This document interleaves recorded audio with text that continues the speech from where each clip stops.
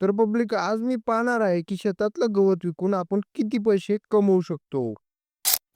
तर जय श्रीराम पब्लिक, मी तुमचा प्रणव ब्लॉगर. भाजीपाला विकून 60 दिवसात मला कमवायचे आहेत 30,000 रुपये आणि आज आहे 34वा दिवस. मग शेतात येऊन मेथीची भाजी उपटायला सुरुवात केली, पण विषय काय झाला होता काय माहिती, मेथी उपटावतच नव्हती आणि बऱ्याच भाजीच्या काड्या खुडून जात होत्या. जुड्या लगेच पाण्यामध्ये ठेवत होतो आणि काल फायबरची टाकी भरली नव्हती, त्याच्यामुळे मला मोठ्या टाकीकडेच यावं लागलं पाणी घ्यायला. मग ते काम करून उद्याच्या नियोजनासाठी मोटर चालू करून आधी टाकी भरून घेतली आणि त्याच्यानंतर कालचं राहिलेलं पाणीही भरून घेतलं. मग मी निघालो होतो घरी जेवण करायला. डब्बा तर शेतातच आणला होता, पण कपडे चेंज करायचे होते. मला जरा उशीरच झाला, म्हणून घाईघाईत आवरून गाडीला पोतं बांधलं आणि आलो मालेगावात. मग भाऊ घेऊन आला कॅरेट आणि लावलं आम्ही आमचं दुकान. हे आहे शेतातलं गवत, म्हणजे ही पण एक भाजीच आहे जिला की म्हणतात चिलची भाजी, जी आपल्या शेतात गवत म्हणून उगते. त्याच्यानंतर आपली संध्याकाळची 90 म्हणजे एक कप चहा घेतला. जसा जसा टाइम होत होता तशी आपली भाजी पण विकली जात होती आणि हे शेतातलं गवत विकून मी कमवले 70 रुपये. असे एकूण सगळे पैसे मिळून मी आज कमवले 500 रुपये.